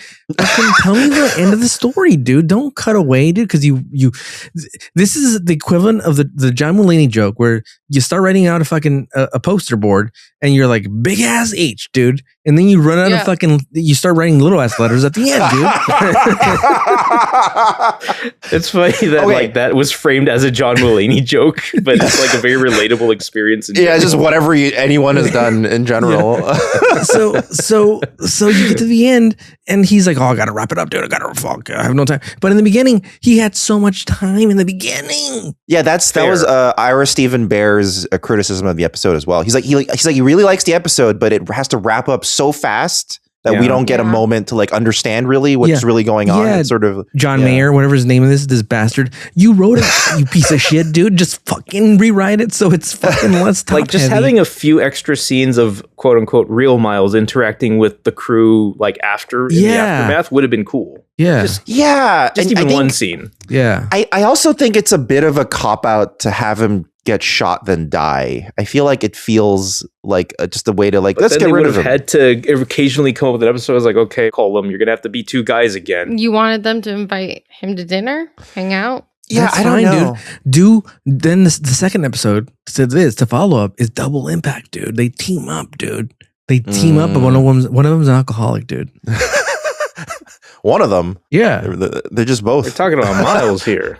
No, we're talking about Double Impact. No, double Miles, double O'Brien. See, that rolls out the tongue. Double O'Brien. Double the fun. It does. Double the trouble. Yeah. Double O'Brien. Yeah, that would have. And like, maybe I just don't like. This is a few things I don't like about it, and that like I think it's a bit of a cop out to just have him die kind of randomly at the end. Yes. I think there's a way you could have written it where maybe like he's slowly dying, and like that's how you know it's the replicant. Or like maybe he only lasts like he could only bake them and they only last a few like days or weeks, Yeah, and maybe like something. They have a shelf life. The colognes have a shelf life. Yeah, or like something like he thought he was being poisoned, and that's why he was suspicious of the food that Keiko gave him, and that's why he's like, okay, I'm gonna back off and see what's going on, and show him hanging out with the Jamaican version of the clones.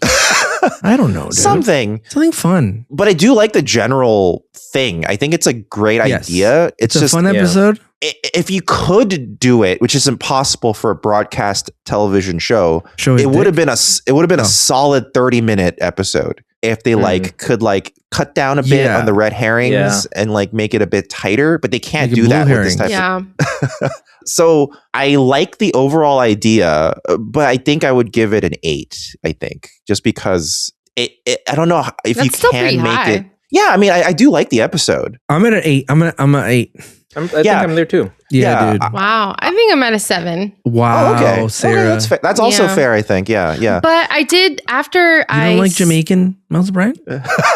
That's not actually in the totally episode. That's inside the the problem. Yeah, that's the I know, problem. right? If he was I in wanted there, more of him. That's the problem. If we went that direction, it would be like a 15. 12. But I think at the end of it, I needed to sit at the end of the episode. I needed to sit there for a good 5 minutes and review in my head the entire episode and reframe it and be like, oh, okay, what happened? So maybe you'd like it more if you just watched it all over from the beginning again. Yeah, it does invite you to watch it all over again, which is nice in a way if you trying to get people to watch your show. But it all happens right at the last minute. Yeah, there's only Star Trek episode so far that's made me think watching it twice is kind of needed to appreciate it fully. Yes. And I think I would probably appreciate it a lot more on a second watch because then I can appreciate probably a little bit more of the structure and the planning and the writing in keeping it hidden. But it happens all at the last minute. You don't even have time to process really wait, what the fuck? Yeah. I just kept saying to myself, like, wait, what's going on? Like, I'm confused. I need to think about this for a minute. What did they just reveal? Yeah. That's So, true. Probably gets a 7 from me. Yeah. But good. I do like that it's Miles focused. And then also like there's a lot of, he writes sexy letters to his wife. Or Yeah, I don't know if that's true. even true anymore, but like. We get more glimpses into the way he has romantic relations Yeah. with This his show wife. is adamant that they are a real couple. Yeah, this show is trying to be like, And they have listen, sex, God damn it. we can write them as a couple. It is possible. I'm Give us sorry a second. I'm sorry we dropped the ball on this in the other show. Yeah, they're trying very hard to make this work. We are going to fix this now. If we look at the Discord rating, Imagine Nathan because I posted the poll late, but Imagine Nathan still got the statistics together for us quickly. Oh, So the winning vote Thank you. was actually a 9. However, Whoa. damn. but the average is an 8.1. So That makes that's Okay. Yeah. All right. So I mean, I think it makes sense. I think like if you think about it conceptually, it's a great idea for an episode. I think it's a great episode. It's just that in execution, because they have to pad it out so much with all these red herrings, it's interesting to see on a second watch for sure. Because then you kind of look at the performances as like a different performance, and you kind of go, oh, I like what I like is when Julian's doing the physical on O'Brien and he's like keeping up the banter and O'Brien's keeping right up with him, and he even gets to the point where he completes his sentence. It's you, Julian. Yes. Like on a second watch, it's like what's going through Julian's mind. It's like, oh my god, this supposed replicant is just keeping up, like he is getting everything. This is indistinguishable from the real deal. What the fuck? Yes. Also, That's fun. That has massive implications. That means this society has the ability to fairly quickly replicate someone so perfectly no one has any idea or can have any idea that this Nor is do a we copy. know how long these replicants supposedly last or live. So like, they are just capable of like duplicating your life. Yeah, this is a really, really powerful technology that kind of just showed up out of nowhere. Yeah, that's pretty nutty. I do like also that this show or this episode showed off a lot of how well acquainted O'Brien is with DS9. Like, oh yes, he knows his shit and he knows his way around. They show that off here. And I also like the little bit where when he's listening to all the logs of every crew member in audio form, you hear Kira just complaining. Yeah. Kira's logs are just complaining. It's just funny because I guess those were public like that. Yeah, I think to the crew, other crew members can hear him. So it's funny that she knows everyone's going to hear it, but she's complaining anyway. But yeah, that's fucking whispers of Miles O'Brien. It was pretty good. It's pretty good. Yeah. If you guys I feel like now that I get so much of Miles now, I feel like he was like really fucking underutilized in TNG, like as an actor. Yeah. I mean, Colomini in general is a great actor. Yeah, this is Miles coming into his own. Yeah, like he's a great actor. But like it makes me like a little bitter. I'm like, damn, you guys didn't know what you fucking had. Like you could have. I don't know. I feel like they could have in TNG at least. Like in TNG, what was his best episode? Would it have been like the introduction of the Cardassians? I think it would have been the introduction. Yeah, the one where, what was it? The Forgotten or the episode Forgotten? Where Miles O'Brien's old captain returns. Which one was that? The Wounded. It was actually, there's another piece of trivia. So there was actually, that too. Yeah. There was a scene that they actually filmed, but they couldn't put in the final cut. So in The Wounded, there's that kind of weird scene where he sings this old like Irish song with his previous captain, and then they sing it as like a self-soothing song during times of great stress, right? So while he's running around, they had a scene of him singing that song to himself as he's like figuring stuff out. Yeah, I think which would have been to himself in the shuttle. Yeah, which would have been like a great like way to sort of like call back to previous Miles O'Brien characterization. It's but also they 2 minutes of extra padding. Yeah, but they then made a continuity error. They called it the wrong runabout name as they're talking about it. And it was actually because it was baked into the script wrong. And by the time they caught it, they had already filmed it and they couldn't go back to redo it. So they just cut the whole scene, unfortunately. So that's a shame. But yeah, so that was probably the episode where Miles had the most play because it was about him like emotionally connecting back to like a war. Yeah, I just feel like they really didn't know what they had. I think they used this show to really like flesh him out and like take better advantage of him. But I think that's also why they were like, hey, do you just want to join this show as like part of the main cast now? Like, so, and you know, he's certainly coming into his own. But yeah, that's thank God. Whispers. If you guys liked it, give us a like, rating, review wherever you are, Apple Podcasts, Spotify, YouTube, etc. And also go check out our Patreon and or YouTube membership because both of those are video now. I'm slowly converting all the Patreon back catalog to be video podcast as well. So basically all of those are going to be only $1.99 a month. All of them are early access. Both of them also give you access to the Discord. And the only real difference between the two is that the Patreon gives you access to an RSS feed that you can plug into your favorite podcast program. So you can download the audio and listen to it on the go. Whereas the YouTube version, I post the shorts early and it's members first before it goes live. So that's basically the only two differences. But you can go to patreon.com/newbie Star Trek and you'll have check that out. It's only $1.99 a month. I think that's a pretty okay deal. I don't know. It's a great Patreon.com/newbie Star Trek. And also check out our merch store, fugitiveframes.store. We got a few t-shirts up, including the still selling fairly well This Machine Kills Fascists Bathleth t-shirt. I'm always surprised that just keeps chugging away. But we got a bunch of other shirts there too. We got the Dancing Doctor of Death. We got the cool fan art by Skellerang. All this fun stuff. You can check that out at fugitiveframes.store. And also, if you guys ever want to send us an email, you can always email us at contact@newbiestartrek.com. That's contact@newbiestartrek.com. This week's email might be familiar to those of us who are in the Discord a bunch because it's someone from the Discord. I recognize their name when they introduce themselves. Oh, wow. So Timber? yes.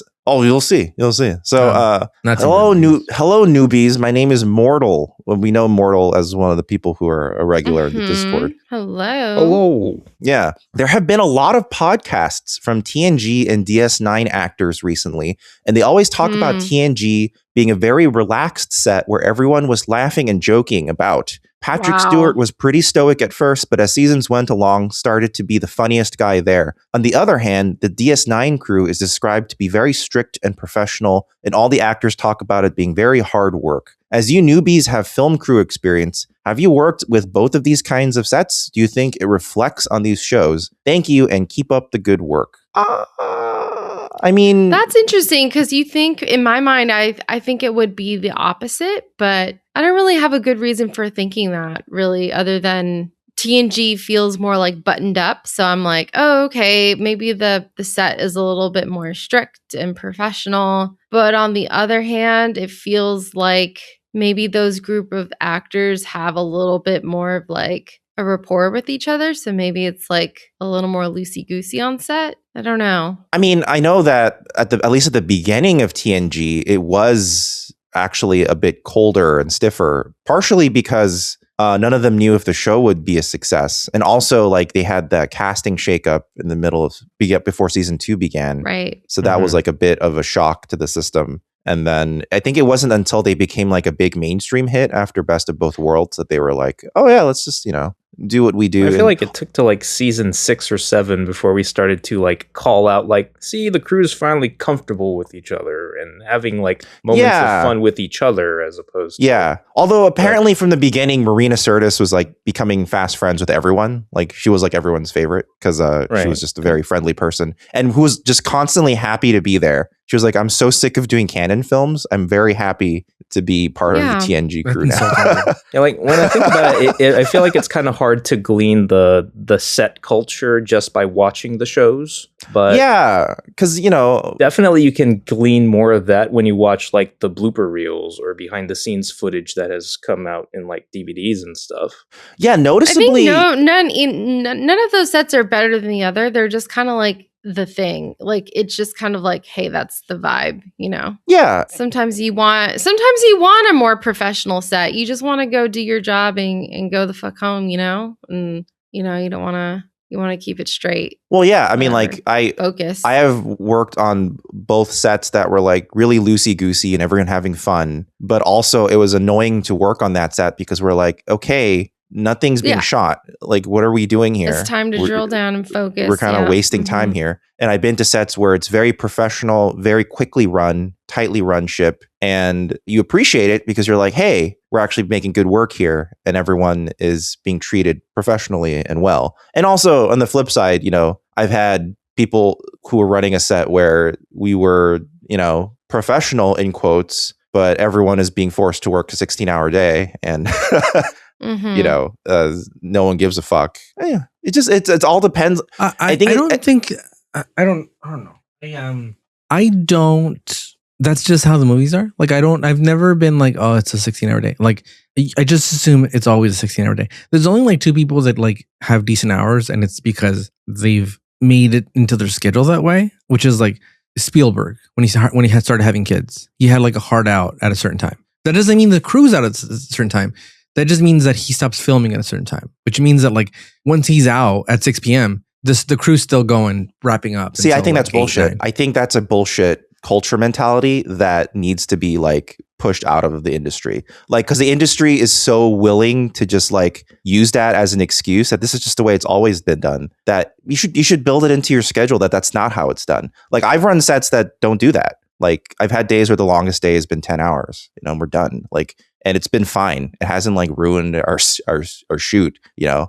Like, I think it's better to just respect the people you're working with, and they'll make better use of the time they are there with you than just pretending that a 16-hour day is acceptable because you need that much time in order to get it done. If you had planned it out well enough with your crew and you know what you're shooting and you're willing to budget for it correctly, it'll happen. I mean, like for commercials, that is a no-no, actually. If you're shooting commercials, you should not go over because you're going to fuck up the insurance. You're going to really like cause all sorts of issues. The commercials are especially long. I've never been on a short commercial. No, ever. I've worked on enough commercials to see where they're like, we cannot go over. This will really anger the insurance company. We need to like really stay on track. And movies, people are like, they're like, whatever. The shorter the hours. This is just my experience. I was on like the island, and that was a short hours. Those were 12-hour days, right? No, nothing over 10, 12 hours, right? People were treated like shit.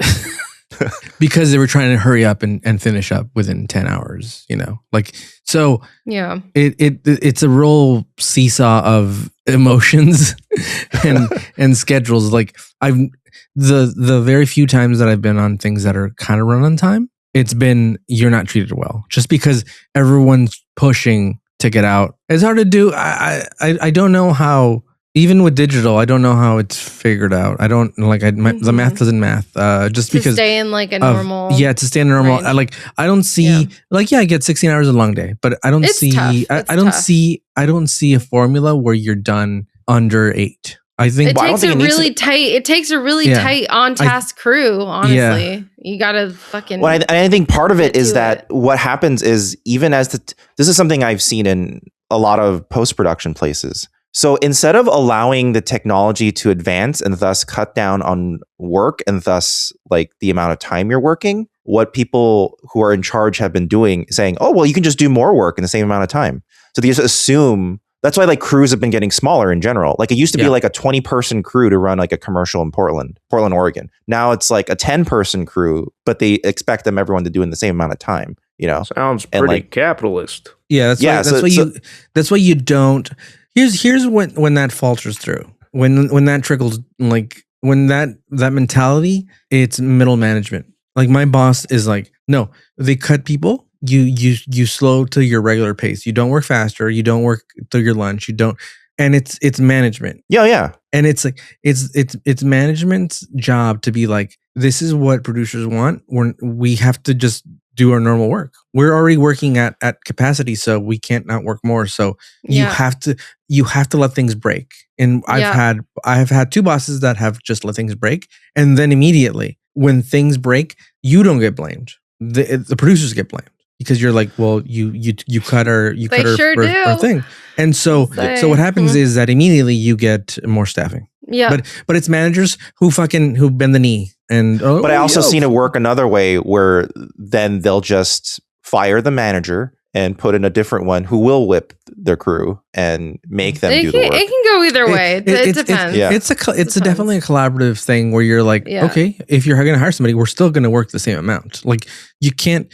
We're not slaves here. You're not going to whip us to work faster. So we're going to work at it's also the responsibility of the worker as well to stand behind the guy who's protecting you. And like, I mean, all of this is to say this was supposed to have been the point of unions, but as time has gone on, especially below the line unions in the film industry have gotten weaker and weaker. So the advocacy has gone away. I've especially seen that in the editorial unions where it's just like there's little to no advocacy anymore. You can get like wage thefted and it would take months, maybe years to get resolved. And at that point, do you really want to go through that fight or do you want to get that next gig? You know, so it becomes this thing where it's getting harder and harder to negotiate. Even SAG has given up some stuff where you're like, how could you have given that? Like with the newest negotiation where they were like, okay, we will allow AI if they sign for it. And you're like, why did you do that? Now it's going to be de facto that it's part of the clause. And if you don't, they'll just hire someone else. What a dumb idea. Like, you know, like, well, why would you have made that concession? So it's just a lot of it is that like capitalist forces weaken unions and the unions have not re-strengthened in decades. Yeah. And that allows I do like my union and I do like my boss. I do currently as a union member, I like where I'm at. I don't want to get too deep into it, but based on what you've told me, it seems like your union advocacy has worked out well for you. So I think that's cool. Like, I think that's awesome. Yeah. And I also think that like when it comes to shooting, now we're getting too in the weeds, but when it comes to shooting, it's also, again, it's all the people that are in the same boat, but like at the same time, sometimes, I'm not saying all the times, but sometimes people will slow down because they're union. Because you know what I mean, so like a show that's and I've been on the other side of it, so I know it happens. Sometimes you're like, dude, if we just go one more hour, that's like $150 an hour, dude. To go to OT, yeah, and in on a shoot. So like, sometimes you just can't help it. Sometimes, half the people, I would say, more than half the people want the extra money because they're union. You know what I mean? In most union shoots, everybody's union, right? It's SAG, it's DGA. So like on most union shows or movies, you have like half the crew that wants to go longer because the longer you go, if you go into the 16-hour day, it's a hell of a payday. You know what I mean? And you have half the crew that does want to go home and be with their families. So like it's not always up to, hey, we want dignity for our workers. It's like sometimes the workers are like, no, I need to make my mortgage and I need this last 3 hours to be fucking golden hours of union overtime. Well, then part of me, there's got to be a better balancing act for that, in my opinion. Just because, like, I mean, this is there's you know there's all these famous stories of just people on crew who die in car accidents on the way home because they were so tired they couldn't drive, and you know it's. I do like that more like top tier like producers and filmmakers are requesting for things like in this last movie, Ben Affleck. Especially Ben Affleck and Matt Damon, because they started off as like blue collar actors. They have done this thing called something actors equity or artist equity, something like that. And basically, like they made deals with studios, and they're the first ones to make a deal with Netflix, which is if it performs at a certain level, they get like every person in the crew gets a bonus, except the people at the top. So except producers and except everybody that's like got their name on the title, right? So like anybody that's a co-star will get a bump, right? So and then after a certain threshold, then they get another bonus. And like I think the bonuses go up to like 90 days. So I read into that, and a big reason why that was accepted at all is because then Netflix was like, well, then we get to pay them a lower base rate to start with. So that's what happened.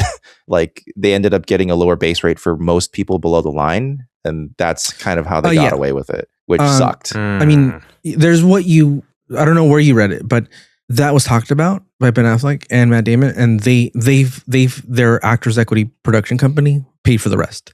So the bonuses will filter through them because they paid them the right wages at the end of the day. So ultimately, Netflix didn't cover it. They did. They did, but I mean, at the end of the day, they're getting bonuses and like. I'm saying is Netflix tried to fuck him over. At the end of the day, you want the people on top to be responsible for the people at the bottom, and as long as they're doing it and they know, I'm okay with that. As long as. But what I'm saying is the But the people who should have done that should have been Netflix. They're the one who's I paying. understand, but sometimes you can't write a ship right away. And then I do like the deal that Ryan Coogler made, which was he gets his movie back in 10 years. Right. At Warner Brothers, Yeah. which is the best type of deal because then he can dole out bonuses after 10 years. Like, so usually what happens when you make a movie is the movie is owned by the studio forever. So the movie goes to theatrical run, it goes to the DVD, it goes to the streaming, and then eventually, like in 10 years, the studio still owns it. And then they can go, oh well, Yes. we're gonna do a contract with Netflix, and Netflix could put it on their streaming for 2 years, 3 years, for $20 million or $10 million, whatever the contract is. And what Ryan Coogler did, the director of Sinners, is that he made it so after 10 years, it reverts back to him. So he owns a movie and he gets to license the movie to whoever he wants for as much money as he wants. Right. Which is kind of a better deal overall, I think, than the equity guys. But, both are trying to help the blue collar workers of the film industry. But the problem is they shouldn't be the ones who have to do it. It should be the fucking companies. But they are choosing not to because the companies don't have to be held We should liable have to universal any of this. health care, dude, but we don't. That's what I'm Sometimes saying. you gotta take a little wins, dude. Burn it all down. God damn it. But okay. Well, I hope you enjoyed that answer to your question. Yeah, that wasn't an answer at all. Well, I answered it in the sense that I don't think there's any difference whether I don't think a professional crew makes a good or a bad product. I think it Also, having worked on television, seen dailies and seen crew, not one episode is the same. Sometimes you're shooting all your on the same show. Like, right? So you take a show that's a procedural. That's fair. Yeah. Right? Yeah. That's fair. You take a show that's a procedural. Sometimes the show, like say for instance, it's one of those like procedurals Law and are Order. inside. Yeah. Law and Order. Yeah. It's all courtroom stuff. It's all like what's it called? Interviewing people, stuff like that with detectives indoor. And then they get to do a shoot that's outdoor. Sometimes it runs a little faster because they're having more fun outside and they're in the sun and like it just or the weather was bad at the location that day, so we had a different schedule. It just happens. People were late getting there because of rain, those accidents. So every episode is different, but like it also matters who the people on top are, right? So like I assume the people at the top of the list, right, are who like Jean-Luc. What's this guy? Jean-Luc Picard. I was going to say Stewart. Stewart would be first, right? Who do you think is a second? Riker? Jonathan Frakes? I think a lot of it is Patrick Stewart's influence. I mean, it was his influence that got Gates McFadden back. Yeah. So it trickles down. So you basically have to go kind of, if you look at the guy who plays Cisco, he kind of seems like a really serious guy. So I bet you just trickles down. He's a very serious, I am a serious old school style of actor. That's how he functions. So it all trickles down from that of how much fun or how serious it is. And sometimes being serious is fun, Well, also it's interesting silly at the end. I mean, one thing I was going to point out is that there are blooper reels for TNG, but I don't remember seeing any blooper reels for DS9. So I think that's interesting. Yeah. Yeah. Like, I wonder how many there are. There must be some, but yeah. And I bet you it's on a scene by scene case. Like, so say the guy playing Cisco is really serious. The scenes that he's not in, I bet you people they cut loose a little more. They laugh, when they fuck up lines. I mean, Armin Shimmerman was probably having a fair amount of fun whenever he was doing stuff. Yeah. And everyone says like whenever they do a scene with Avery Brooks, they'll be like, he's like very generous as an actor. So they like working with him. Like Terry Farrell has talked about how she liked working with him because he helped guide her through a performance she found difficult. So, I think that's interesting. But also I find it, without getting into spoilers, I do find it interesting that Mortal believes that later seasons of DS9 were still very serious. I think that's interesting because I don't know if I'd agree based on. You mean like amongst the crew? Amongst the cast, yeah. I don't know if that's true. All right. But I'll just cut that off there because I don't want to. I'm always surprised when I hear like, oh, this person likes to joke around a lot. When it feels like the most serious, like, in quotes, artist or artistic a director is or filmmaker, more I'm always like, oh, really? Like, yeah, I guess you're right. They do seem like they take what they do serious, but they don't take themselves serious. And there's a lot of joking around. Like Paul Thomas Anderson. Like, everyone's like, they're so fun. Like even Paul Dano's like, oh yeah, like it's serious when like Daniel Day-Lewis is there and we're doing scenes, but like in between scenes we're laughing and like, you know, yeah, of course Daniel Day-Lewis is not fucking cutting jokes up, but you know, like it's loose. Or maybe it's he is. loose. Who knows? Maybe he's telling is. dirty joke after dirty joke. Yeah.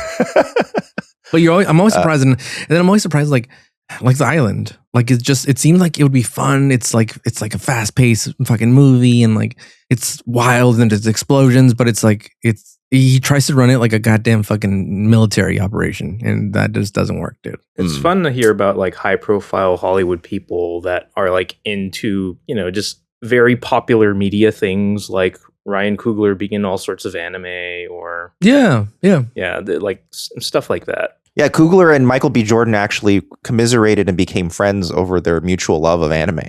Yeah.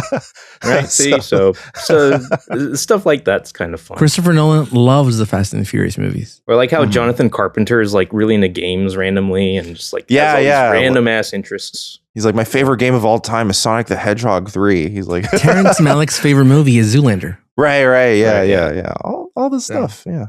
Well, thanks for the email, Mortal. And thank you guys for listening. Next week, we should be popping back over to TNG. Let me double check, but I'm pretty sure we are. Yes. Oh, because the name of next week's episode is Lower Decks. Not the TV show, but it is an episode called Lower Decks. I mean, it sounds as though it would surely be an inspiration for the Lower Deck show. That's very possible. I'm interested in this one. Yeah, that's very possible. So we'll see. But all right, everybody. Cool. We'll see you guys next time for Lower Decks. Goodbye. See you next time. Take care, y'all. Ha!